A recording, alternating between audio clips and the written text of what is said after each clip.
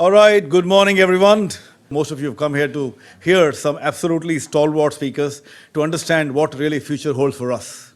Before I get there, just a quick context as to why we call what is HR NXC, why we're calling the summit Future Scope. And we've been doing summits for many years now. HR NXC, 16-year-old enterprise, Indian, homegrown, made in India consulting firm. About those who know us, we are based out of Bombay, and then we're spread across Delhi, Bangalore, and Pune. Just a quick brief. We know that, if not that I want to, this is a room full of intellectuals, a lot of business leaders.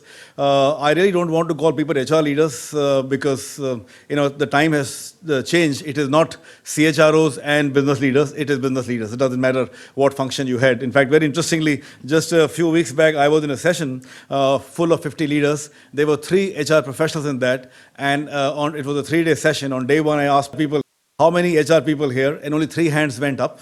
On day 3, I asked the same question, and I was glad that people realized that the importance of people management. It doesn't matter whether you're supply chain head, you're R&D head, whether you're manufacturing head, you're a finance head or IT head, the importance of people management.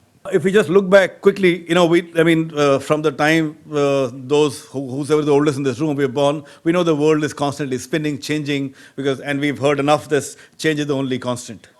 Right. As we started last year, our grand summit was called the Great Rethink because we knew that one must, because it obviously got inspired from the Great Resignation, whatever it meant to most of us here in this room. But we knew that we had to rethink the world, rethink the norms, rethink the business processes, rethink how we will build our future. Particularly, I hear a lot of people talking about next generation. Right. From the Great Rethink, this year we're talking about future scope. And why future scope? Very quickly. If you look at this last 20 years, the 21st century, we've gone through all kind of cycles, starting from the great the Y2K failure or whatever Y2K bust to the dot-com bubble bust in 2000, right? To the 2008 depression. We all lived that great depression of 2008 post-Lehman crisis, and then.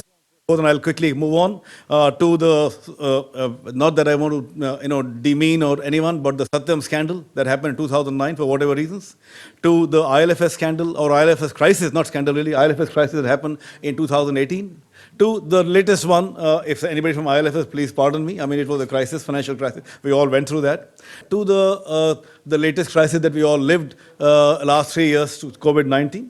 And I'm sure I would have missed a few more ups and downs in between, but that's part of life. We know that we've gone through all of that. As we move forward, right, in the next 5 years or 10 years, because we've seen every 2-3 years the business cycle up and down, some crisis, the market moves up, and then something happens, the market moves up, and something happens, and so forth. We just don't know what really future holds for us. And therefore, we thought that it'll be important that we call our this summit Future Scope, because this is essentially a 2-day summit talking about what really future holds. Can we determine, can we figure out what's really happening? Because as we see the changes that's happening, whether it's people in terms of demographics, and we know that there are massive shifts. There are 4 generations working. The new gen, the Gen Z or millennial, whatever you call it as, very different generation. The rise of gig economy, remote working, we've all faced that in the last 2-3 years. There's a huge shift in the well-being and wellness from engagement to well-being to wellness in the last 2-3 years, holistic well-being, and you will see why we have kept this summit. There's a massive change in technology, massive advancement, whether it's innovation, whether it's artificial intelligence, the chat GPTs and all that we all talk about nowadays, right? Or the family businesses. Right, and that's a lot of work that we do, HRNC does in family businesses, where we know that 90% of world's business is family business. There's a massive rise in SME, right, sector. There's a huge, we know that India went through a massive startup movement. Of course, there's a bit of a winter in the startup right now, but India has gone through a massive startup movement, and therefore, some of the top 10 unicorns in the world were from India, right? But in the startups, the family businesses, the SMEs, there's a massive issue about the transition, the growth, and how does the next generation really takes over, right? Although one research called it as the generation curse, but we just build it as a generation opportunity. So because of what's happening what's going to happen in the next 5-10 years, unpredictable, we put this future scope together, 4 sessions that we have between today and Friday. Our session 1 is about sustainable growth. Right? How do we make sure that despite uncertainties, despite the downturn, despite whatever issue that we face, right, whether it's COVID or a crisis or economic crisis, right, are we really ready? How do we really build the muscle, which is the people? Because most often what happens is that as soon as you realize that there's a downturn happening, people start say cut the fat, and therefore you start firing people. How do you maximize the muscle? That's our session one today, and we have four distinguished speakers to talk about that, and I'll introduce them in a while. The next session is about the AI movement, right? We know that AI is here for good. There is no point in talking about AI is good or bad. Is an opportunity or a threat? I mean, we have passed that almost, right? It's about how do we really tame the AI wave, and we have absolutely phenomenal speakers on AI today afternoon. Those I'm hoping that most of you stay back to hear the session. One of the really fine speakers, Anand Mahurkar, who's flying in from Boston for this session today afternoon, one of the AI experts in the world, who's been a personal coach to Tim Cook as well. From the engagement to the well-being and holistic well-being, our third session today, which is more than a session, I think it's more about recognizing companies who are practicing well-being. We have that in the afternoon session today, wherein we had about 109 companies participate in our well-being award, which we constituted last year. So we have our top 20 today coming here, and the top 10 will make a presentation on what kind of practices they have in well-being, because well-being is no more one size fit all. It has become very individualized, very personalized. It's not even different generations, different well-being. It's probably very, as I said, very, very individualistic. So we have that in the afternoon, followed by high tea. And then on Friday, I know there are some family business owners here. One of the issues that family businesses go through is about transition. It's about how to really build the organization with the next workforce, whether it's family generation, next generation, or the new generation which is coming into family businesses. A lot of family businesses have people who've been there for 20, 25, 30 years, and even the next generation of those senior executives come in and work for those companies. How do you really transition from the traditional or an old way of working to a new way of working? Session at building the next workforce with the next workforce.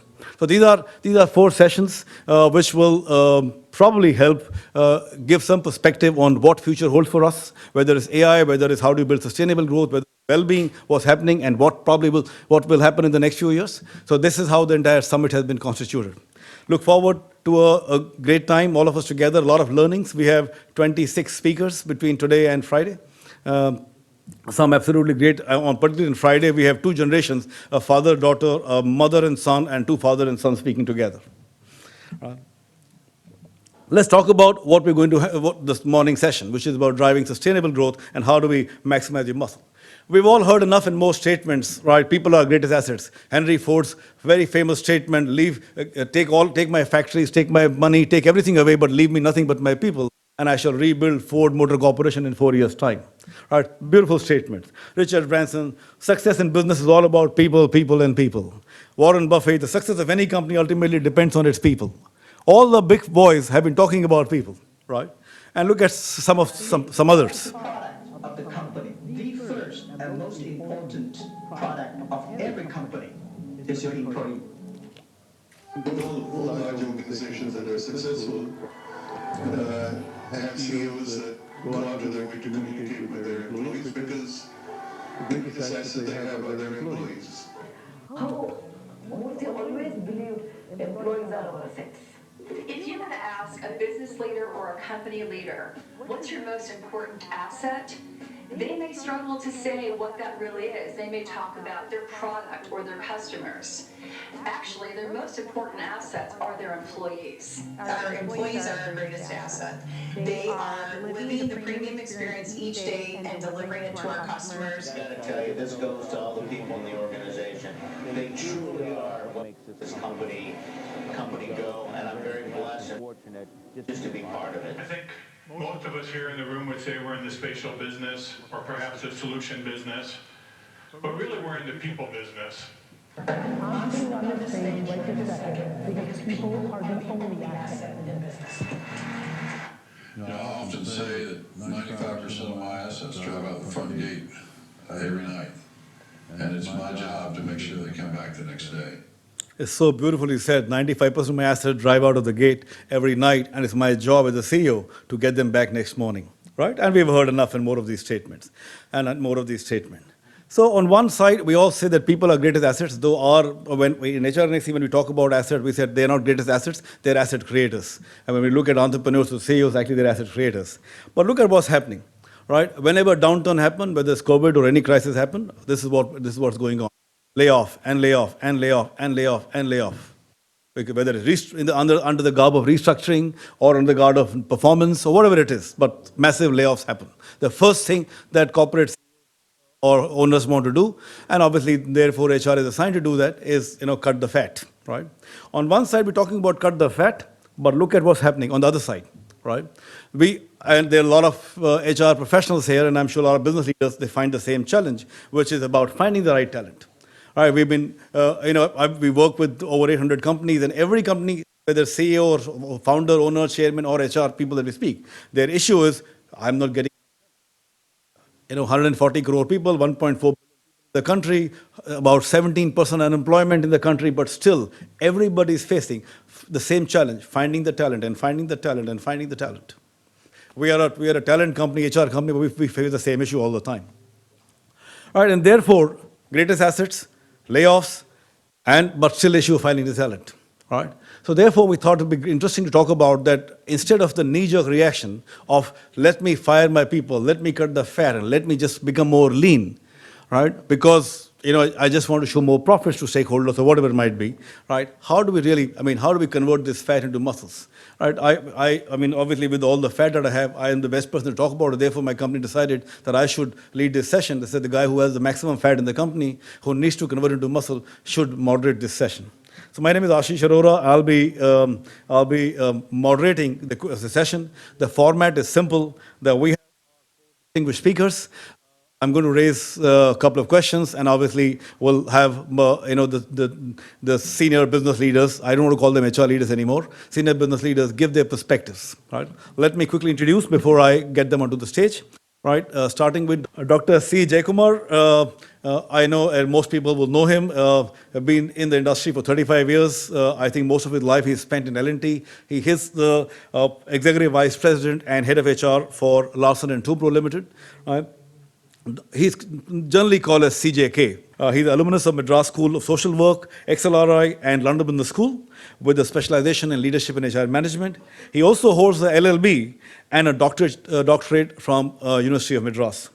35 years with L&T. Obviously, he has headed different companies of L&T before he became the corporate head of HR.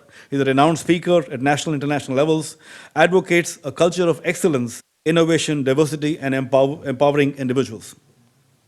He has been recognized, this was very interesting when I was reading his profile, recognized as ETHR's world's top 50 HR thought leaders, top 100 people manager by Great Manager Institute in 2023. Now, this is a very interesting one. Most people get this award post their retirement, but he's got while he's at work. He's got an HR Lifetime Achievement Award from FICCI. Right? I only hear of Lifetime Award after people retire and so on and so forth, but yeah, look at that. And also from Economic Times and People Business in 2021. He has led L&T to the best employer in 2023 and most preferred workplaces. He also serves on the board of various associations like HRD, NHRD, AIMA, CII, National Committee on Leadership, and also SPJ. Dr. Jayakumar, welcome. Thank you very much for being here and sparing your time. Our second speaker is Dr. Sujata Sudhindra. Dr. Sujata Sudhindra is the head of HR for Aditya Birla Finance and also head of diversity and inclusion for Aditya Birla Capital. Right, Dr. Sujata is an MBTI practitioner, postgraduate degree in industrial relations, hold your breath, several more degrees coming. She's also an MSc in applied psychology and a PhD in psychology from MIT Business School.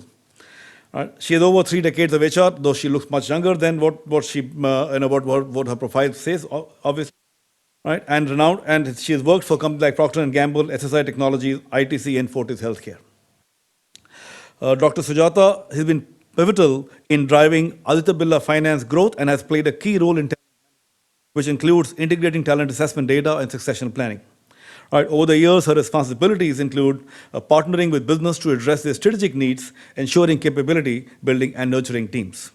She's also one of those social media buffs, right? And the reason we invited her that she will tweet or X, I don't know what it's called now, our summit all over and probably become more famous than what we are.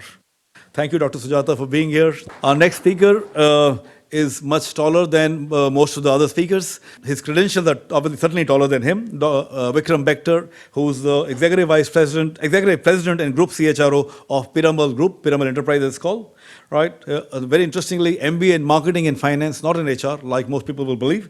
He's also a certified human resource executive by HR Professional Association Canada. Over 3 decades of HR transformation experience with companies like Reliance Industries, Tata Motors, Deloitte, Satyam Computers, and Aditya Birla Group. My first interaction with Vikram was when he was heading Gyanodaya in Aditya Birla about 15 years back or so. Right? Gyanodaya is one of the premier institute in management and leadership, which is Aditya Birla Group's corporate leadership institute. He's currently leading HR transformation for Piramal Enterprises on a global scale, whether it be it US, Canada, UK, India, Sri Lanka, and so on and so forth, and is known as a trusted advisor and a credible performer with a light touch. He also is expert, not very many HR professionals you will find, but is also an expert in mergers and acquisition and has led various change initiatives across cultures and geographies. The recent acquisition of DHFL that was during COVID time, Vikram, right, by the Piramal Group was the first successful resolution under the IBC insolvency and bankruptcy code route in the financial services that he was part of. He also been presented ASGD International Conference in San Diego at the Global Learning Summit in Singapore in 2013. Thank you, Vikram, for joining in. Our next speaker is another Vikram Tandon. He's the Group Chief Human Resource Officer for Adani Group. A seasoned, again, 3 decades, all of them are 3 decades plus, and I feel that I have some company with 34 years myself. A seasoned human resource professional with over 3 decades, right, who's led change management in various companies that he has been. He's an XLRI alum, but also holds certification on leading change management and innovation from Harvard Business School. Before Adani Group, he has worked for organizations like global brands like HSBC, American International Group, Inchcape, Dubai, and ANZ Greenleaf Bank. He was the past president of NHRD Network Mumbai chapter and has been recognized as one of the top 10 HR leaders in India by Startup Lanes. His expertise lies in thoughtful management of the intersection of strategy, talent, and organization culture, with extensive outcome in organizational effectiveness, talent management, succession planning, and leadership development. Welcome, Vikram, to the summit. Thank you very much for joining us. May I have all the speakers on the stage, please?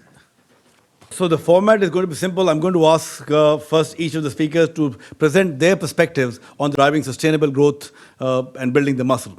So we know that, on one hand, we talked about, as I showed in some of the videos and quotes, that people are greatest assets, but still organizations retort to cutting the fat as soon as the downturn happens. Right? How can organizations strike a balance between sustaining growth and minimizing immediate workforce reduction during an economic turndown? Hi, good morning, and thank you for being here. I think one needs to be quite commercial in the approach, and it's a reasonable balance. There are times when, and it's not about downturn any longer. I think the way businesses are progressing, one must always look at the entire org design, and there are times when you will have to change the skill set, on the shop floor, and that's a organizational reality. I think if you get people to leave, then that should happen with a lot of dignity, because losing a job and coming home to your loved ones who look up to you, your children, your spouse, your parents, is a real disaster. And there is a feeling of rejection which needs to be managed well by the organization.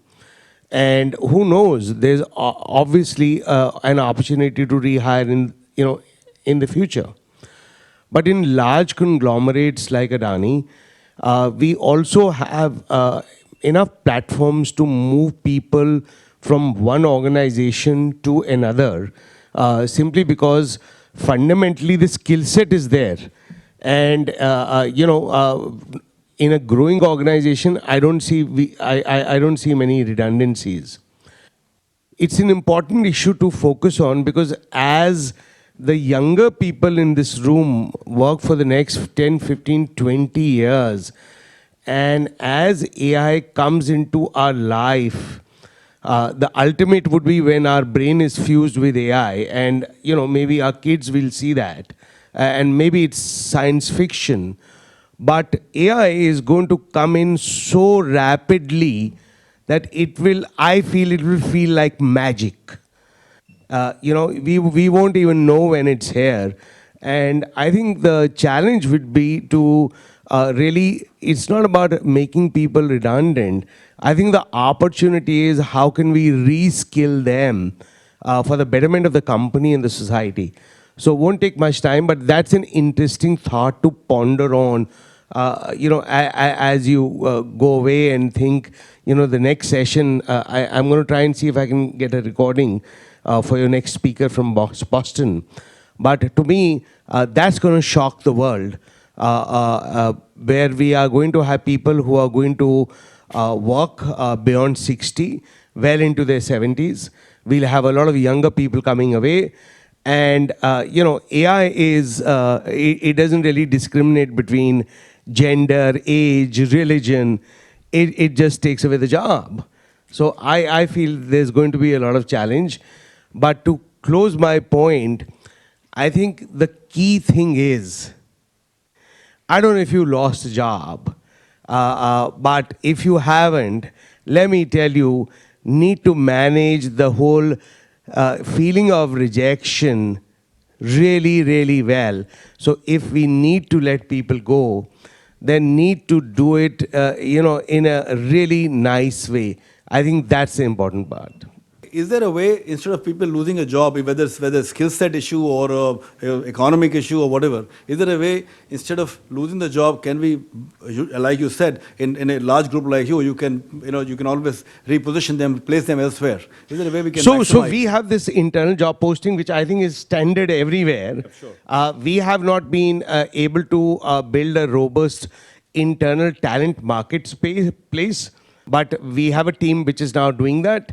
Eventually, as I see it, the employee needs to also market himself well. End of the day, it's a two-way street. And I think at Adani, we are trying to get that platform. Maybe some other companies like L&T or others may well already have that talent marketplace. I know that at HSBC, my ex-company, there was a very robust, every job was advertised. And there was a clear focus on hiring internal talent, particularly for senior roles. Sure. They rarely went out. So I think we are still trying to get there, and hopefully in 6 months' time we'll have that. But what we have, like any other company, is internal job postings, and it's pretty active. Okay, thank you. Yeah, I think Vikram, you summarized it very well. Very few things will be doing it differently. See, any organization will look at how sustainable they are when they start, how progressive they are, and how futuristic. So just to give a small analogy, it is like, Brahma, Vishnu, and Maheshwara. So you create. We all create organization. So how do you sustain that? I think when any organization touches its success, its peak, I think that is when they need to pause to say, how am I able to reinvent myself? That is where few organizations, most of the organizations fail, because you are very happy basking in laurels. That is the time you should see what is going to possibly come and disrupt this organization. Who is going to be my competitor? And your competitor is not going to be from your industry. I think that was well proven in financial services. If you look at Google Pay, or if you look at any other fintech companies, none of them came from financial services. So who is going to disrupt? What will be my future skill sets? I think every organization, like every day you have to understand, how will I be bet by the industry or market? If these 3-4 things are there, you'll talk about sustainable growth. And like what exactly Vikram said is, letting go people is extremely hard. That will come when you do not upskill your people. I think constantly we should look at upskilling our people, because we should see how can we create fungibility in the organization. It's no more silos that's going to work. I think it's all about fungibility. This fungibility will come about upskilling our people. Yes, in spite of all this, like what exactly Vikram said, there will be unfortunately some moments where you cannot place people in spite of we being in a conglomerate. Most of the organizations say, okay, we will definitely help you upskill in certain areas of your preference or your, potential, whatever it is, and we will help you find opportunities. I think that's the best way, because when you want to bring people back, that's most difficult. I think during COVID, many of the organizations laid off people, saying it's flab. I think it was the most unfortunate event that has happened. So we were in that situation in COVID, and you will not believe, Ashish, from March to September, we had about 150 offers that we had released. We had to take a call. What will you do with this 150 people? Because you're already a 3,000 strong organization. You don't know what is, the end of COVID, and 150 offers, and most of them from campus. 150 from April to September is big number. We just took a call saying, no, we have to honor every offer letter we will give. And that was a big thing. Of course, we did many other initiatives, and I'm sure over the next 1 hour we can share. But I'm saying it's extremely important for us to understand, whenever you are employing anyone, understand that individual was successful in his or her previous organization. We have uprooted them. Yeah, it's important that we take responsibility of ensuring they are definitely going to be successful. The same organizations which let go of people today are having a lot of programs called Garvapasi, this and that, and people don't want to come back. Because how you have treated your employees during crisis is going to determine how you'll be able to attract them. I think our your ex-employees are much more critical, very critical, and we forget that. And they have upskilled themselves. And they come at a very different price. So it's important that we all take cognizance of our people, our skill sets, our industry and competition. And I think it's everyone's responsibility. Like what exactly Ashish said, it's no more HR, no more business, it's in together. And yesterday my CEO explained a wonderful statement. When somebody was saying HR is very tough, he said, listen, I'm a CEO and I feel I'm an extension of HR. I think that really said it all. So yes, this is going to be, crisis is going to be there, 2008, 2018, 2020, it will be there. How we are going to manage is, I think, left to us. Thank you very much for inviting me for this. And very impressed with your presentation. You talked about people are the, we have a saying by our own founder, buildings may be there, machinery may be there, but without people it is nothing. People are our prime movers. And we also call people are our assets. In one conference when I was talking, somebody said, sir, don't tell asset is a depreciating, so you should tell. It's an, then I said it's an appreciating asset, I said. Yeah. Yes. So, yeah, so that's why talking and a very interesting topic on sustainability you brought in. L&T itself is a case study for sustainable growth. 80 years of legacy, started way back in 1930s. Gone through the entire progression of Indian advancement, right from industrial revolution, that time we started. Then if you look at the next white revolution, entire Amul plant and all those things was constructed by us. Then came the green revolution, most of the fertilizer plants were constructed by us. Then in the 90s, nuclear, and then very recently, lot of investment and things in defense. And we have also been paying dividend for the last 80 years. That's the vision. That is the long-term vision as well as the short-term. How do you manage this? How do you look at the environment? How do you change the business portfolios? At the same time, make use of the resources effectively. Typically today, if you see, our composition has changed compared to the last 3-4 years. Predominantly it was EPC manufacturing and little bit of services. Today, if we have EPC, yes, we have a target to double our revenues and triple our profits. We have a perspective plan, which is a 10-year plan.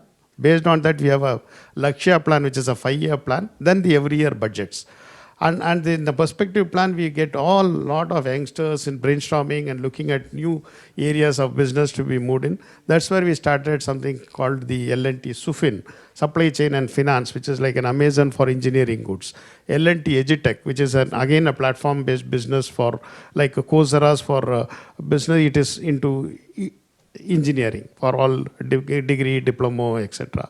We have moved into data center business. We have moved enormously into IT acquisition. So if you see the composition is, we are growing at the EPC, but the EPC has got its own thing that the growth aspirations cannot be reached because one is, every area there may be a stagnation, plus the risk is more. So what I wanted to say is, the vision of the management of looking far ahead and then changing your composition.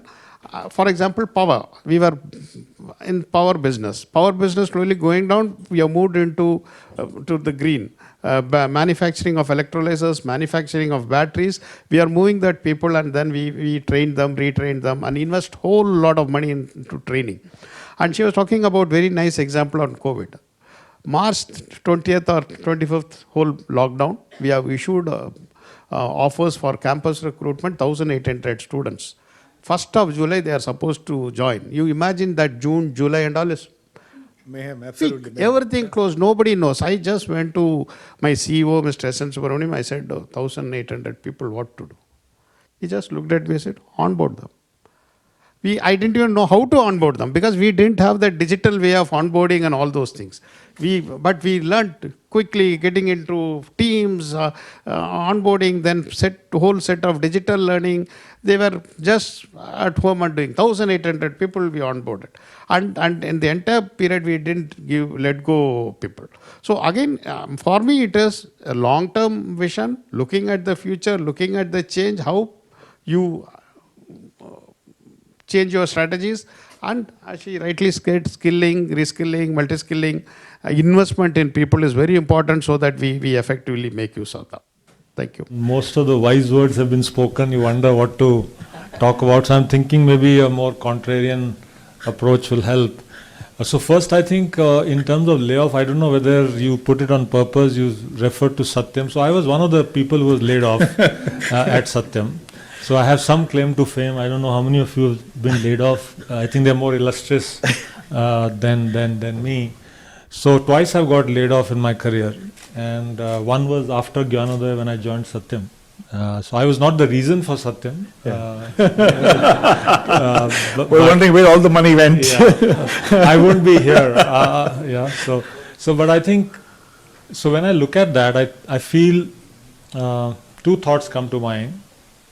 And they are contrarian. I think first thing is, we somewhere have a very fixed notion. Vikram spoke about capitalism. I want to spend a little bit of time in our association with money.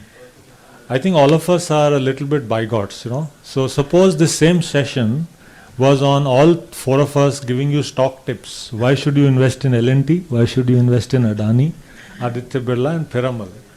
All of us would be picking up our calculators and right now giving orders on the demat accounts, even from the conference, right? So yesterday, Kotak issued a statement saying, please don't buy small caps and mid caps, right? How many of you read it? Are you investing in them today? No. What are you doing? Sell order. How many of you are going to sell? I'm certainly doing some of my portfolio after this call. So the point is, when it comes to personal finance, we have a hugely different relationship to money making. But the same people, when we become employees, I think we have a very uneasy relationship to capitalism. But the point is, we are in the business of making money. So I would dare say, one of the things which was missing as a word, of course it's sustainable, I would say profitable growth. I think if all of us are not thinking about profitable growth, then we have no reason to be here. Because profit is like oxygen. You are going to exit all those small and mid caps now, but the company cannot exit all the stupid decisions it make or any wrong decision it took. That's that's not good. That's a dichotomy in your thinking. I want to challenge that first. So therefore, to Vikram's point and my point, that I think we need to have a very comfortable relationship with making money. And when you make money, you have to be flexible. And that's where I think in indoctrination, even a company like Piramal helps. 40 years, 8 businesses. We started in a spinning mill, morphed into pharma, morphed into glass manufacturing, morphed into financial services, morphed into now the newer businesses of real estate. So The thing is, we cannot have one relationship with a circumstance. I think we have to be nimble, just like we take positions on our stocks. We have to take positions, whether they are 5-year positions, 2 years position, 1-year positions. I think that's very important. A very fluid but a very effective relationship with money making and profitability. And therefore, what it takes to be nimble. And you heard a lot of initiatives happening there. So that's the first point I wanted to make, because we have a very we are two-faced in our relationship with money. And I think we have to communicate that, we have to explain that. Companies who've been able to explain, communicate, talk about where they are, their financial position, what they need to do, and be honest about it are the ones which have survived. You know, in COVID, there are two responses most people have, whether at home or at work. There are companies which have told everybody, hey, we're going through a crisis, we are not going to lay off, but all of you will get a pay cut. Second, we will lay off some people and some of you will get an increment.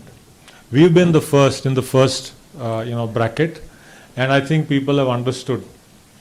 However, when it came time back after COVID, we all taken our positions back. Remember, after every downturn, the economy picks up, and that's what the examples that people gave. So I think there is a tool about communication, there is a tool around engagement, there is a tool about honest dialogue, which is the simplest tools, which sometimes we look for very complex tools. And I was sharing with CJK before this, and when the time comes, for example, we've taken very interesting steps to take our ESOPs down a couple of levels. So how do you, when the time is right, when you're making money, how do you then make sure that the money is shared, wealth is shared further down the line? So I think there are those responses, but I'm not for saying you should never cut fat. I think you should do what is right. Otherwise you will not survive. The last thought where I want to end is, please remember, organizations change faster than individuals, because organizations feel the heat in the same quarter or perhaps the next quarter. And there are many on this panel who can vouch for that. So let's understand that organizations feel the heat, profitability feels the heat much faster than any of us can respond. And therefore, our response has to be stronger, faster, almost at the same pace as the organization. Otherwise, we are only responding. Thank you so much. I just love the view that you presented, Vikram. Many times when I meet family entrepreneurs, and a lot of them would at least on the face of it talk about it, no, we're a social enterprise, and I talk about profitability, revenue, and so on and so forth. हमें तो अच्छा काम करना है, लोगों को नौकरी देना है, and things like that. So my standard dialogue to them is that as human beings, whatever we do for two reasons: either to increase happiness or decrease sadness. Whether you eat, party, drink, pray, increase happiness, decrease sadness. Organizations exist for two reasons: increase revenue, decrease cost. That's my standard dialogue to them, and therefore increase profitability. Of course, the point is that because on one hand we say people are greatest assets, that how do you really, rather than cutting the fat, how do you make sure that people are taken care of? And I'm so glad you talked about COVID. And we had the same issue when we had COVID. So I called my team, communication, of course Zoom was new, so we got into Zoom. I said there are two ways. One, that because you're a consulting company, a lot of people are cutting down costs, so should we just let people go? That's one option. और ये एक रोटी है, आधी आधी खा लेंगे, चौथाई one fourth खा लेंगे. So should we just maybe take a pay cut, or we can have 20-30 people go? I think the team really responded well, and therefore communication, as you rightly said, Vikram, is so critical that if you can communicate well, I think half the problem is solved. Thank you so much. I'm going to have some specific question, industry-based question, and I'm going to start with the lady first because they still say ladies first. Dr. Sujata from BFSI industry. Although you talked about already that you still in COVID you hired, or the offer that you released to 150 people, you honored those offers and people were onboarded, right? But we know that BFSI goes through its own crisis, and obviously it's generally most of the BFSI companies are very, very focused on profits and so on and so forth. Whether it's 2008. The NPS crisis 2015, ILFS crisis 2018, or COVID. Industry has seen decline in the last 10 years, at least every 3-4 years. How has the BFSI sector, particularly since you belong to Aditya Birla Capital, Aditya Birla Finance, how has Aditya Birla Capital, 30,000 plus people, or Aditya Birla Finance, 3,000 plus people, how has they coped up in situations like this? Can you share some example that this is what we did in various crises, whether it was cutting the fat or building the muscle? Yeah, I think at least for Aditya Birla Capital and Aditya Birla Finance, because I'm from the lending industry, was it turbulent? It was turbulent for everyone. But if you have to look at the other side of turbulency, I think there was path-breaking innovation that has happened, which changed the business model and it unleashed a lot of creativity. We saw a sudden upsurge in the Indian middle class, and I think India emerged as one of the significant leader in the supply chain. The second thing that all of us have seen after the innovation of the Indian road and rails was our investment in our digital infrastructure for public. That was one of the biggest assets that we have built, and especially our tech stack. These are the biggest assets that we have built after the roads and railways, I feel. The third, the very most important innovation that has happened in all this, I think, are business models. Be it manufacturing, be it financial services, I think our business model underwent a lot of changes. The magic that all of us experienced is the way we see the UPI transactions.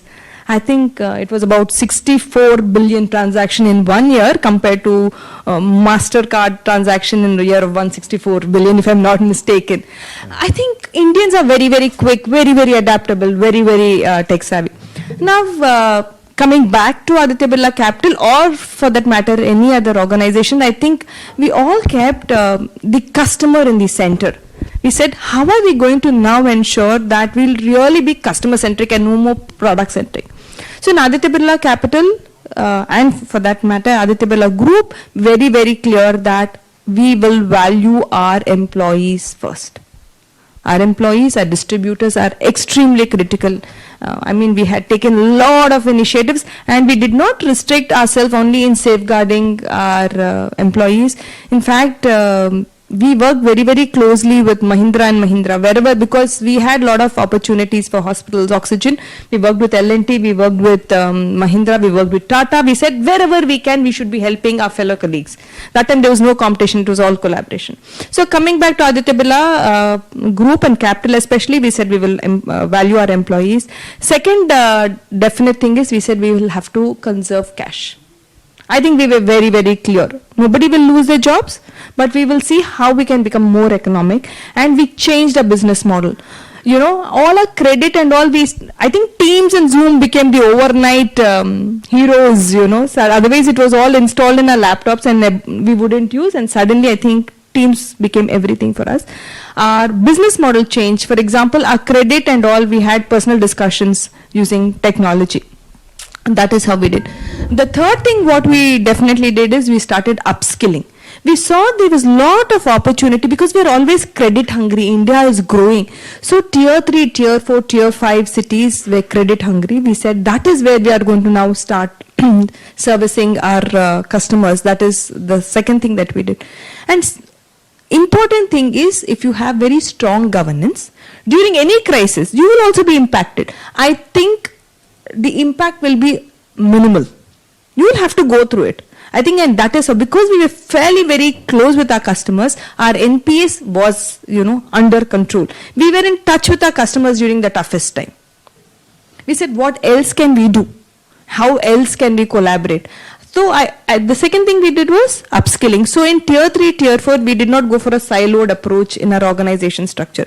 We said, what are the skills that are fungible? What other products can a credit person service? What are the other products that a salesperson can, service? And how will our ops, HR, everyone did everything together. So I think the upskilling, breaking of silos, very, very critical. Coming back to India, I think, looking at Ukraine and East Asia, and our Silicon Valley problems, governance, while we may appear to be risk conservative, our governance is very, very strong. I think it's just opportunities in next 10, 15, 20 years, because crisis is predictable. It's going to come. But as I told, Brahma, Vishnu, Maheshwara, you will have to reinvent yourself. How quick you are adapting, you have speed to market. Not in speed to market, you have to just say what else is possible. And it's just not from your industry, it will be across. How will you ensure that your future customers who are sitting in schools and in colleges, how are you going to service them? That is very important. I think you always have to keep zoom in and zoom out, short term versus long term. This is how we constantly keep reinventing ourselves. That's awesome. Thank you so much. I think the key message is very clear. Customer-centric, customer centricity, keeping our employees first, upskilling wherever required, conserve cash, be more competitive, and be in touch with their customers. Absolutely fabulous. Thank you very much, Dr. Sujata.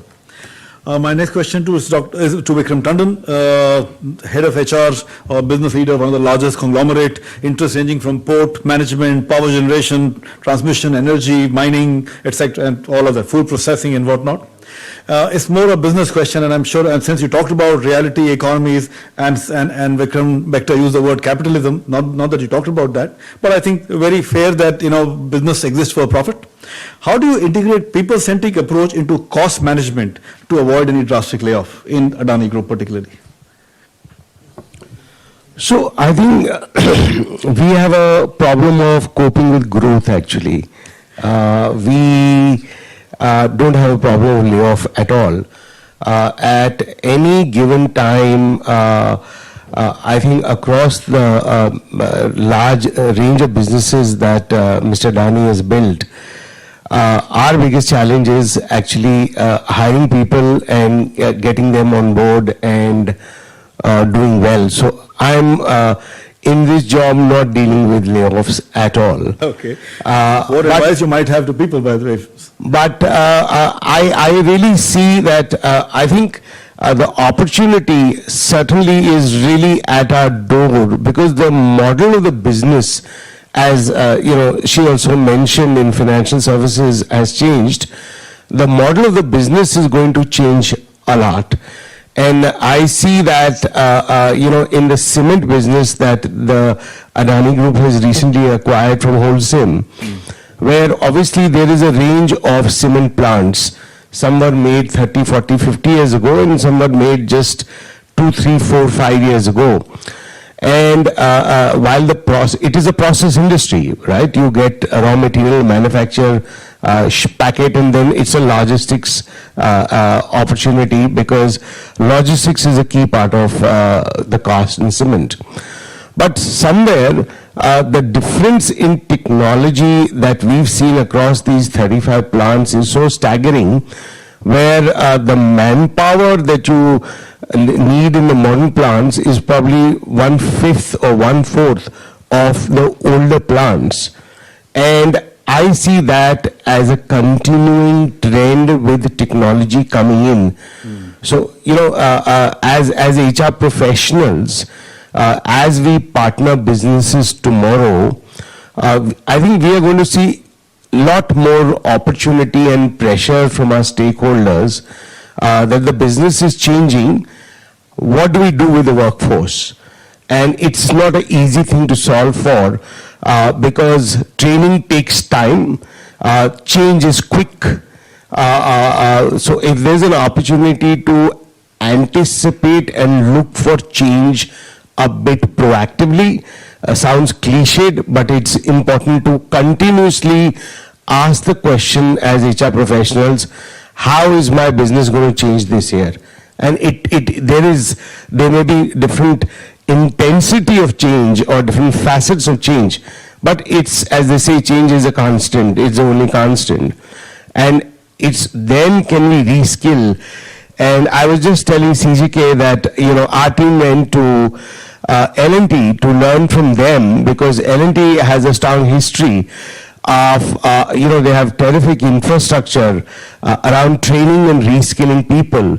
So Mr. Adani, guided us that go see how can L&T, what is there to learn from them. So we try to collaborate with them. And as HR professionals, if that is a key takeaway that you could, imbibe as a skill, is anticipate what is going to be a change, and how can you partner your business in making the business, in making the workforce ready for it, more future ready. That's what I would say. Thanks. Thank you so much, Vikram. Thank you. I think very clear message that a constant question to oneself: how is my business going to change this year and next year, and then and prepare yourself for the possible change that we might see. Thank you so much. My next question is to Dr. CGK. All right, so I know that's L&D, the large group, and you talked about that, from interest from EPC to construction to manufacturing to technology to now more financial services and so on and so forth. So let's talk about infrastructure industry a bit. While there have been a lot of positive development in and government initiatives to boost the infrastructure development, but the sector still continues to have significant challenges, whether it's regulatory challenges, whether it's land acquisition challenges, whether it's environmental challenges, and obviously expertise and so on and so forth all the time, or management challenges, right? My question to you is that whenever there is like you talked about that we had 1,800 offers, whenever infrastructure goes through, and of course every industry goes through cycle, although infra industry is obviously still the sunshine and sunrise, whatever you call it, over the next 10, 20 years. But whenever there is a downturn or project delays and so on and so forth, right, for whatever reasons, right, how do really companies like L&T maintain employee morale and engagement during such period of uncertainty that might happen in industry? Thank you. Before that, I was wondering how we managed to get 2 doctors and 2 Vikrams together. 2 doctors was easy, 2 Vikram was very difficult. Yeah. No, See, one doctor was very tough to get, by the way. I go by what Mr. Tandon said. One side, if you see, we talk about geopolitical issues, supply chain disruption, inflation, all those things. But when I look at the India story, it is very, very positive. Becoming a 5 trillion economy, Chandrayaan, G20, huge amount of investments, Make in India program, our story is different. Today our order backlog is around 4 lakh crores. Even if the problem is different. One is for that I have to get people for executing this project, and the attrition rates are going up. If all this infrastructure project is based on L1 tender, if my strike rate is 20% or 25%, there are 3 times the job outside. Yeah. Correct? With other people. So everybody look at L&T for getting the talent. So our biggest problem is continuously get people, and we go to the grassroots level, like taking people from GETs. Last year 3,500 GETs I took. We trained them, put them through continuous training, as he said, different method. We have a project management institute, we have a leadership academy, we have a technical training at Madh and Mysore. So continuously train them and then develop them and take them forward. So the challenge is how do I continuously keep the pace going? Then the question of where the challenge comes is some sectors go down. For example, one point of time, buildings and factories was doing extremely well. Then there is a sudden slip there. By that time, roads and runways took over. When now the road jobs are not much, but the metros and airport jobs are high. So like that it changes. So how do you quickly move those people to the other business? How do you train them and keep them? That is more important for us. That we do. We have a resource department, we have the skill inventory based on which we try to see that the people are mobilized from one division to other. Does such movement from one set of project to other set of project, or one kind of let's say from construction to APC to something else, does it lead to any disengagement? But I came in here for this to do airport project, but now we're moving buildings and factories. Does it? Maybe little bit of resistance may be there, but looking at the opportunities available, growth prospect available, he can continue there. If he says, I would like to be in power sector, he can be there. He himself looks at the number of projects coming up. The whole world is moving towards green, battery, electrolyzer, etc. When I'm giving an opportunity, anybody just jumps over. And we are there to train them and put them on the job. I think the key message is reskilling and upskilling. Reskilling and upskilling. And another big challenge, one more challenge is the grassroots level carpenters, barbenders, fitters. Jokingly, somebody was telling, today if you know yes sir, no sir, thank you sir, you'll get a nice t-shirt and a mobile app and a vehicle, right? You get jobs. Who will come to work as a carpenter and barbender, unemployed for coming to the...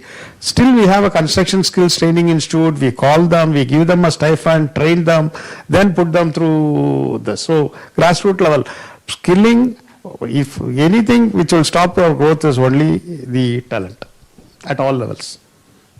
Thank you so much. Thank you so much.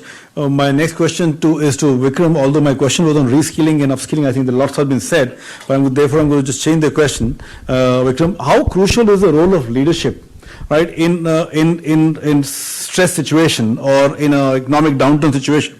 Most leaders tend to take a knee-jerk reaction, right? Instead of when I say leaders like business leaders, what is the role of leader according to you in a downturn? And we all see downturns will happen in any industry, every industry. I think downturn and upturn both. I would say 3 or 4 aspects are extremely important. One is a leader as a roadblock remover. I think sometimes there are mental roadblocks, sometimes there are infrastructural roadblocks. So that's very important. People tend to think this is what I can do, this is what I can't do. So therefore that's a very, very important role for a leader. Remember, the other thing is really the vision, because typically any of us sitting in this room, I can say safely that we would have seen at least 3 to 4, if not more, down and up cycles. So therefore, you know that at the foot of any opportunity or challenge lies an opportunity, and therefore seeing the people through that tough time, communicating, talking, I think that's an important thing, because there is no permanent down, there is no permanent up. So therefore having the vision to say, and from your experience, how long is it going to last, the downturn. So I think that's an important skill to help the organization negotiate them through this process. Because you would have seen, at least each one of us would have seen 4 to 5 down cycles. Then there is also, we've all spoken about the third aspect is the learning from down cycles. Every down cycle is an opportunity to become lean, and that's the whole topic of this discussion. What are we going to do differently in terms of rededicating ourselves to action?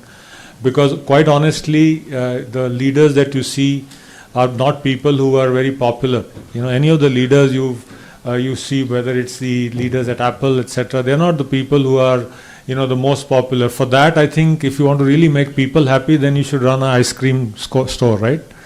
So that apart, I think leaders are also doing all the tough things, helping the organization move through those tough times. And I think the last thing is that from a leader's perspective, many times there are, even contrarian bets, because if the whole world is looking one way and, there are some opportunities which I think the organization needs to respond to. I think those are some things. Overall, I think, and I'm tempted to talk about another role of the leaders. There is this layer which we all created.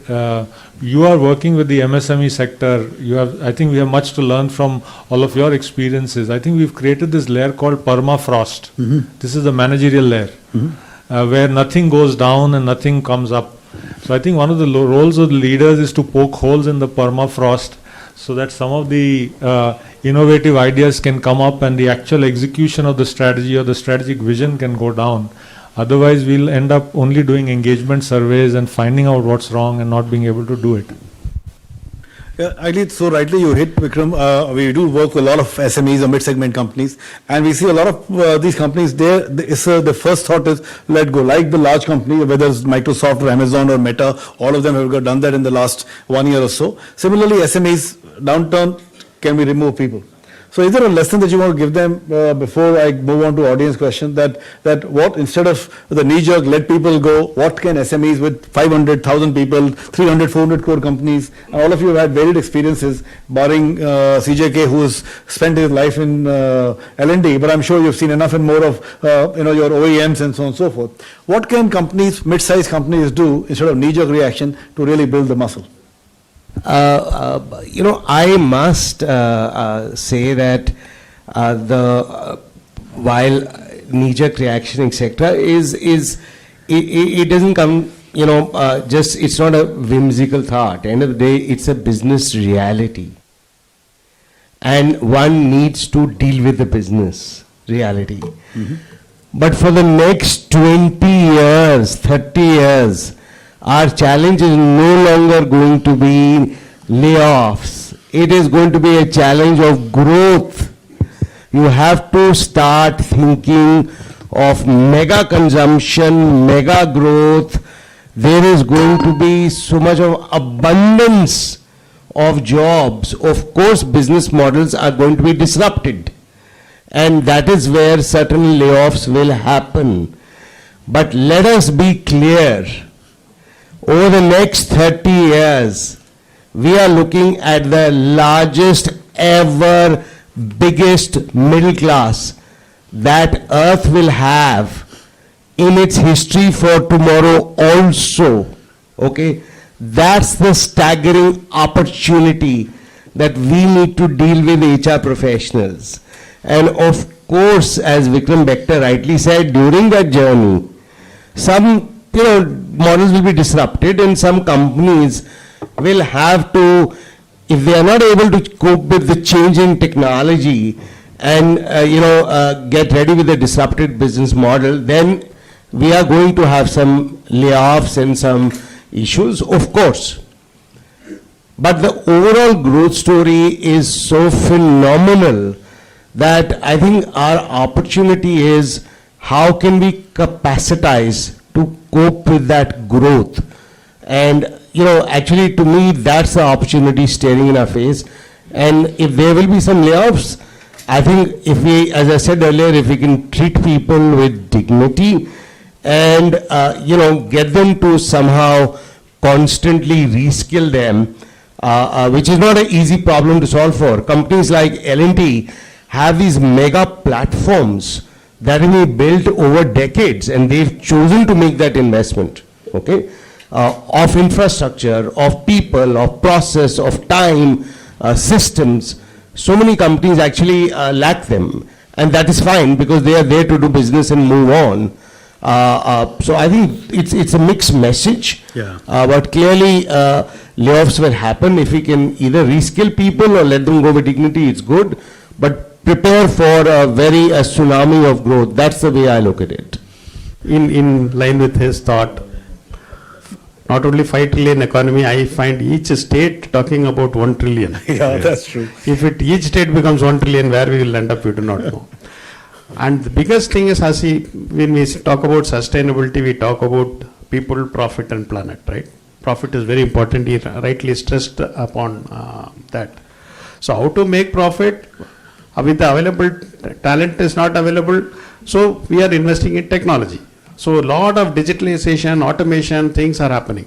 So the focus is now how do we reskill these people in terms of these technologies, etc., and make use of them in the project.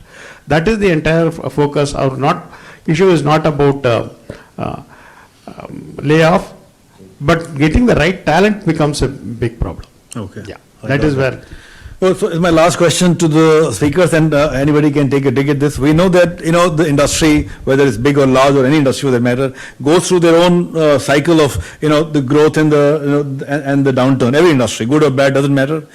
What insights will you have for the audience that whenever and how do you really build engines which are solid from an operational innovation, operational efficiency perspective? And I know, Vikram, you've been talking a lot about technology and growth and so on and so forth. How do you really build engines of excellence, innovation, so using innovation, growth to make sure that whenever there is a downturn, you are up there standing and not really talk about layoffs and what will happen to my business and so on and so forth. So any quick last pointers on that, and then we'll move to audience questions. Okay, I'll give you a very different example. I'm an ultra marathon runner.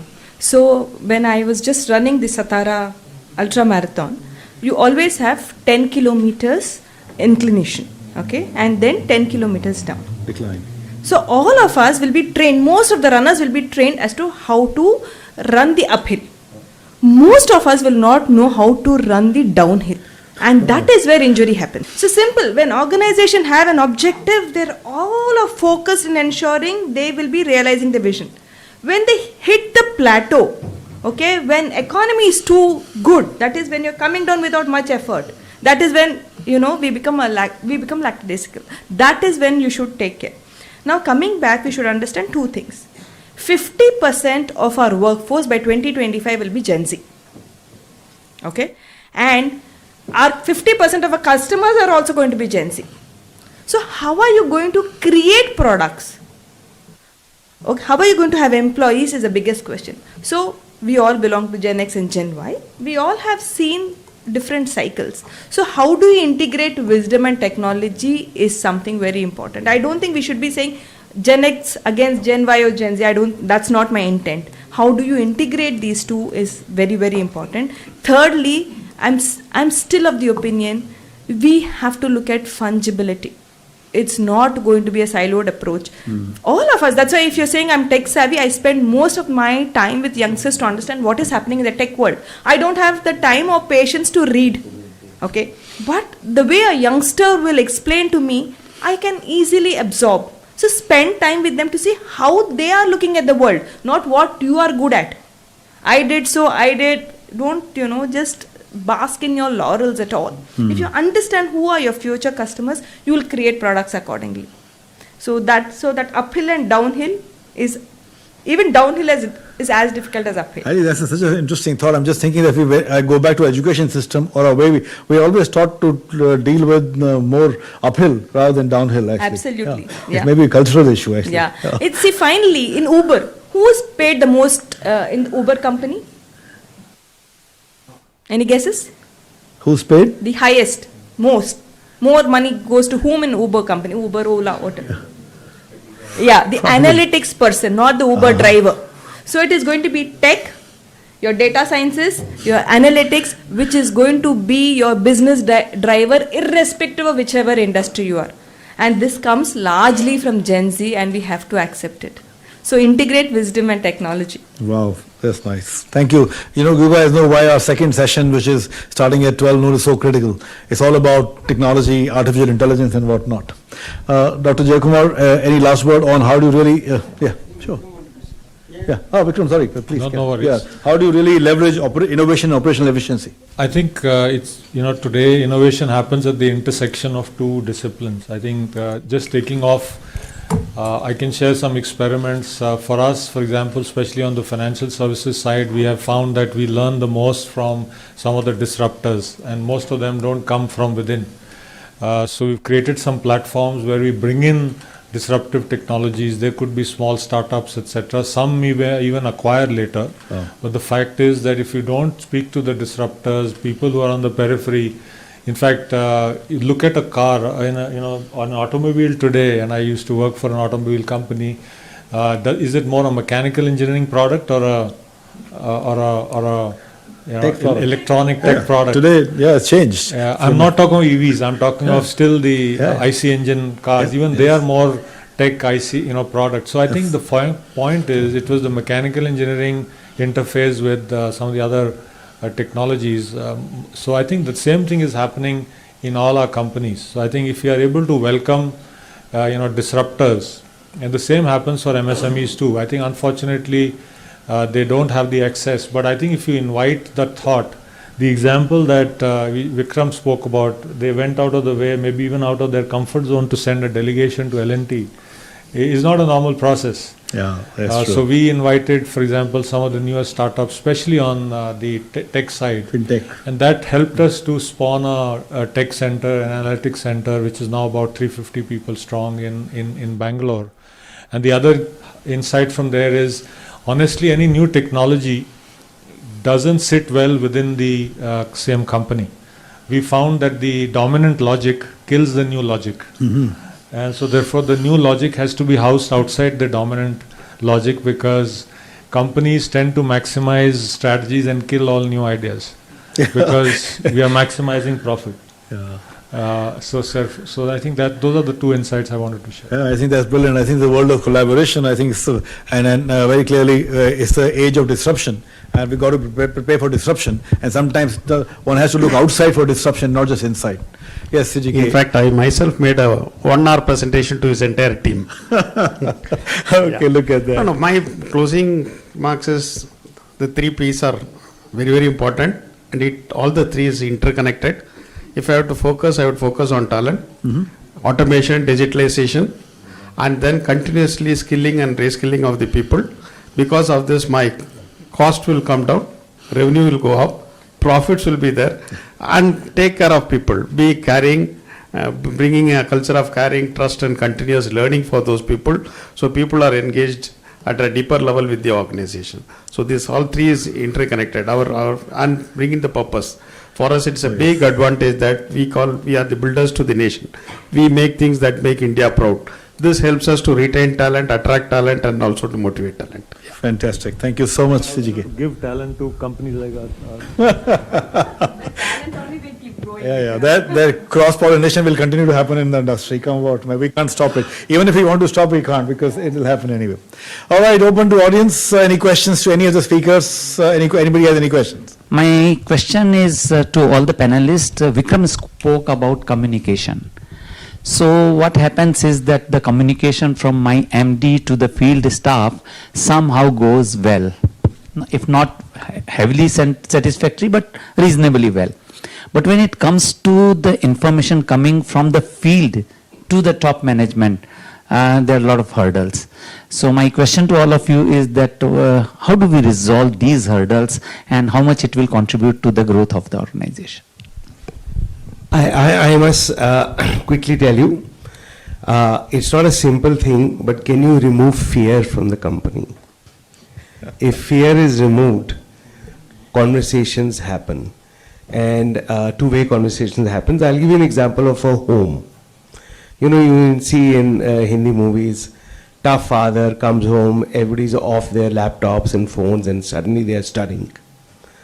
And the opposite is also really true. So I think if there is one thing that you can do to improve communication, try and get rid of fear so that people are able to speak up. If you can give them that environment. Over the years, what I've learned is our frontline people at the bottom of the pyramid, they know exactly what the issue is and they know what the solution is. It's just that I don't think they get an ample opportunity to bring it to people's attention.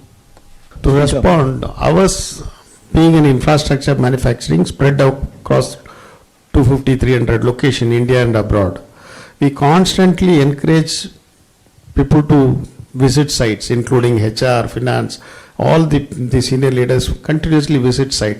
Whenever they visit site, they make it a practice to call all the young trainees, people have a discussion, continuous discussion. There they get the real feel of it. So continuously we encourage that. In addition to whatever he rightly said, the fear should not be there. I think another thing is you also have to acknowledge we are a hierarchical system. The Asian, the power distance between the owner and you are the MyBap, right? So you are the provider of employment and everything else, which including the soft loan that you would have given during COVID, right? So you are that position. First, you have to understand, for them to open up to you is an arduous journey. It will be a journey of maybe 5 years. So I think, how are you consistently at it to say, whether it happens through these meetings or even skip levels? I dare say, again, the permafrost layer I talked about, please remove them and even have one-on-one, because let there be a little tension, saying, the manager saying, "Acha, kya pucha boss ne? What did he ask?" That tension is needed. So unless there is that little tension about what happened, then over time, slowly, confidence, as you said, as you bring the safe zone, things will open up. But maybe it'll take you 10 installments with the same person. My driver still hasn't opened up to me about what his son is going through. He's going through a very difficult time. And he's been with me for 10 years. So I think if you're dealing with uneducated people, their fears, their concerns, their things are very different from an engineer empty talking. Thank you. Thank you very much. Yes, ma'am. Thank you, panel, for sharing your expertise. I would like to know, how do we drive sustainable growth while inclusive and compassionate leadership? Thank you. At least I feel that from an MSME perspective or otherwise, we are the worst people to answer this. So you'll put us on a pedestal, but thank you for that. We do all the things which are wrong. So on that side, that's I'm just putting ourselves on a lighter wicket. It's a very difficult thing to what you asked, but it's a balance. If you're asking for a magic formula, I think there isn't one. But how do you have growth? CJK spoke about there are many elements to I've been talking about profitability, but there's also sustainability and the planet we need to talk about. So clearly there is that element of education, talking to your workforce, talking about all the elements that you have to balance. You can't just only talk about profitability. Today we have to talk about all the things. Sustainability is equally important. Because remember, even from a funding perspective today, you can get credit cheaper if you are a sustainable organization. So I think clearly there is a balance required there. And then when you talk about ethical leadership or being a leader who's empathy also means different things. Empathy also means explaining that we need to grow. If I have to pay the next year's increment at 12%, we need to be making profits. We need to also be sustainable. Our cost of funding should also be low. We need to work on sustainability. So I think it's a journey, but it's something that you have to work on every quarter, every year. Inclusion, again, it's a culture of the organization, right? For example, if you look at and the organization structure, etc. If I look at the demographics, when I see 3-4 generations are working with L&T. There are 65, there are 23. If I look at languages, people around 50 to 60 languages they speak across. And nationalities, more than 40-50 nationalities are there with us. Yeah. And how do you bring in a diversity? Even though it is an infrastructure, 3-4 years back our diversity ratio was hardly 5% or something. Then we took focused attention on that. And last time and last year before GET recruitment, 32% were from female employees. So conscious effort is taken in order to bring in diversity in all ways, and the inclusion in terms of collaboration, in terms of the openness, different methods through which we bring in together. So again, it's more of a and it has become a necessity today to survive in the market. Yes. Any more questions? Yeah. Yes. We've spoken about Gen Z, we've spoken about hierarchy. One of the challenges that many organizations and maybe a legacy brand where you represent, where people stay along, and the millennials, the beauty, they grow within 3 years, 4 years, whatever number of designation. The ceiling or stagnancy comes at the late 40s or early 40s in their life. And we've spoken about reskilling. It's difficult for organization to reskill them. If the organization is able to do that well, the hierarchy doesn't have the next level for them to grow. Vis-a-vis they are 47, many organizations stop hiring after 45, so they can't go outside. The system doesn't allow them to grow, and they have next 13 to 15 good years to grow, and they have had a habit of 3 years of growth. Because of the skills, because of the roles, they can't give the larger responsibility. They're able to perform on that level, and sometimes it's been branded as a fat for organization. So how you deal with it in terms of retaining that talent at that level, and this problem will multiply the Gen Z who see a growth in 1 year or two, and what things will come in the next 2025. So how do people look into this problem, and what should be right strategy that mid to senior management who seen ceiling in their career because of the organizational limitation or their personal limitation? Big challenge, not easy to solve for. And I feel in the next 3 to 5 years, more than half the jobs in India will be done by people where the job is bigger than what they can deliver because of the growth. This is going to be a challenge as we go forward. And I think somewhere, and I'm no expert at it, but when you're in a race to grow quickly, there is good learning that happens on the job also. We've all been to training programs. The honest truth is, a training program in a week can't change you. It can just give you some ideas to ponder and do something with it. So I just feel that today there is an aspiration in, multi-generational. Maslow's hierarchy of needs, in my view, missed a very important element that we all have. It's a need to achieve. When we leave our homes, we pray to God that make us successful today to fulfill our need to achieve. It's like give me a meal to fulfill my need to deal with hunger, right?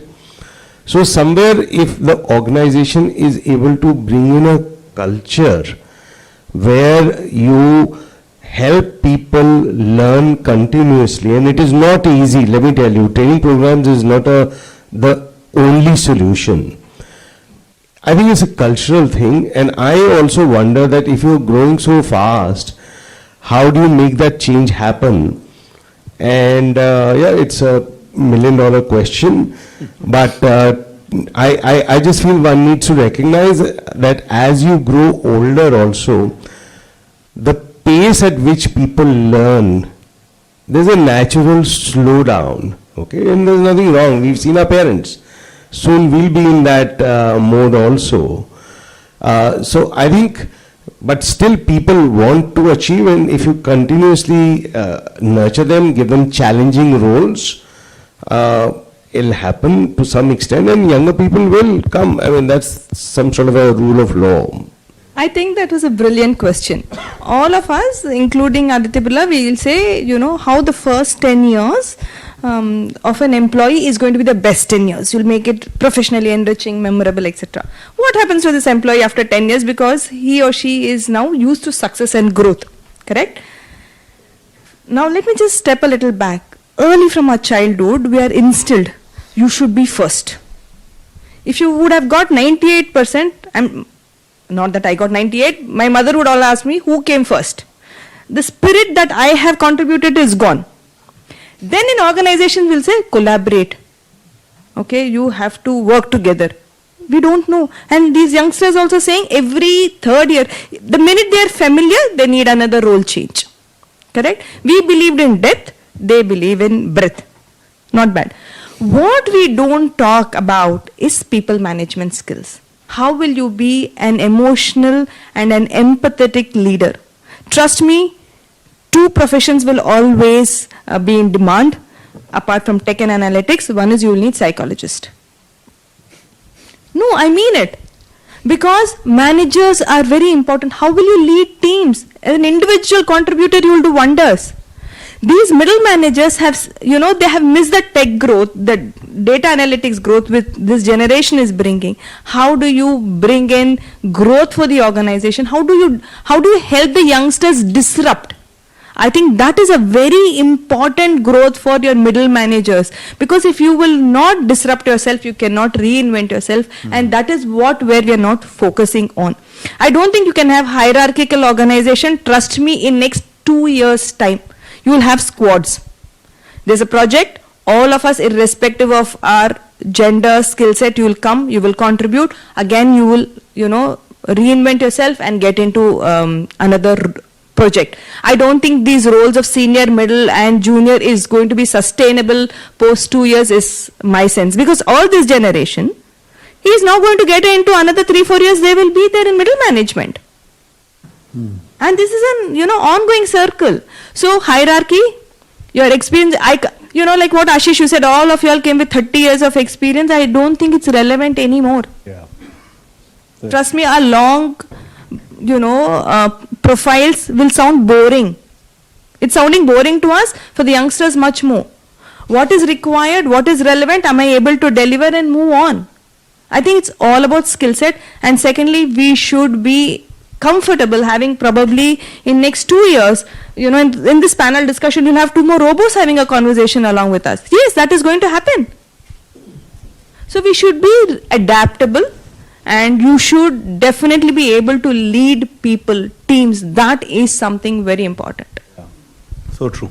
Yeah, I add to her statement. It is not at the 45 mid-level person becomes obsolete. Today within 2 years will become obsolete. Things are changing so fast. So it's a treadmill, how you keep updating. Learning agility and digital mindset is becoming a fundamental competency, which is required. And after a period, I think they will not bother whether you're a civil engineer, mechanical engineer, electrical engineer, whether you can do that job. If you can do that job, you are hired. It will be role-based, based on which your salaries will determine, your employment will determine, everything will determine based on your skill set. So continuously upgrading the skills and knowledge is the fundamental. And I think I also want to tell you in America now, about 40% of the American workforce, between 35 and 40% are gig workers. So they're not employed with a company, they are the company. They make the choice where will they work with multiple companies. Already coming to India now. So I don't think the middle age will become a barrier, as she said. If you have the skills, then there's a market. Most of our companies today are very data rich in HR. When we were looking at our IJP, internal job posting engine, we call it communities of practice on that, we found that earlier the itch to change, especially in the less than 30, was at about the 2-year mark. So 2 times. One is when on the 1st of Jan everybody starts thinking about their career, because you have New Year resolutions. The second thing we found was the second anniversary in the companies, when you start to, before that, 2 months before that, you start to think, am I in the right? Now that has shifted a little more.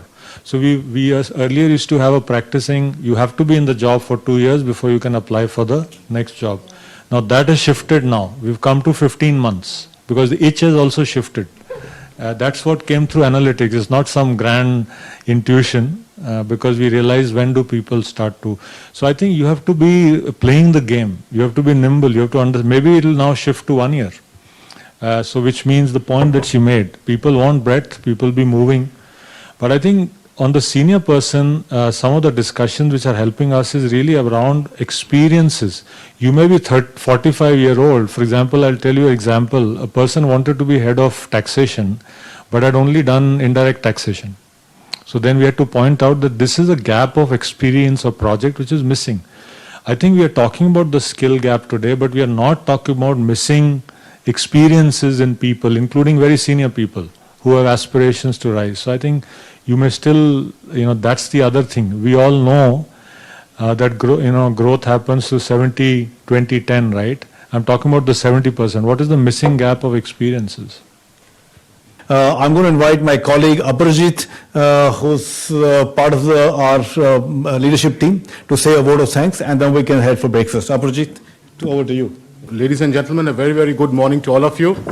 So as we draw the curtains on this today's session, Driving Sustainable Growth, Maximizing a Muscle, it is my distinct honor and privilege to extend our profound gratitude to our esteemed panel who have generously shared their thoughts and their insights and their unwavering commitment to this forum. So acknowledging our distinguished panel, I'll just try to do a one-line kind of a summary, realizing the fact that you have to leave this panel discussion soon. So Dr. Jaikumar, you spoke about taking a long-term vision, and you spoke a lot in terms of investing in training and the various training interventions which L&T has. So thank you for that. Mr. Vikram Tandon, your unique perspectives have left an indelible mark as you spoke about that very important fact that people should be allowed to leave with dignity. It's a fact that people will have to leave, but let's allow them that to happen. And you also incidentally spoke about that we are looking at growth today. So rather than talking only about layoffs, there is a huge opportunity which is waiting for us.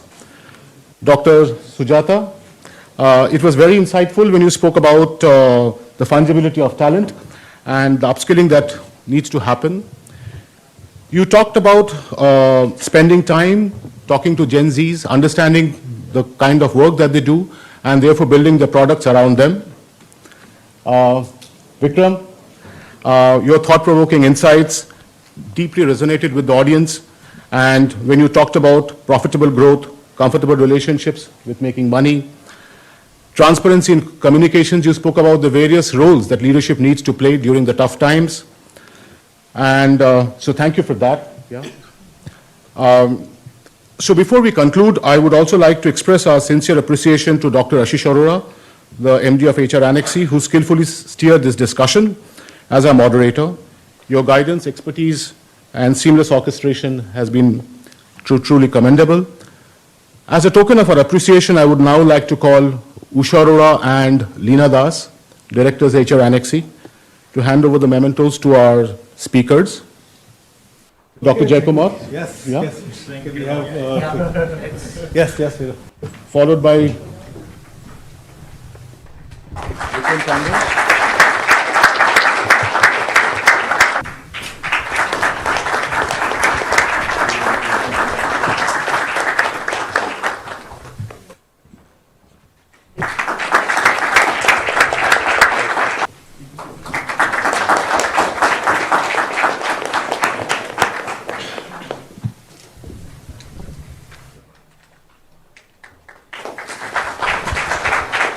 So thank you all, and may this insights gained here continue to guide us.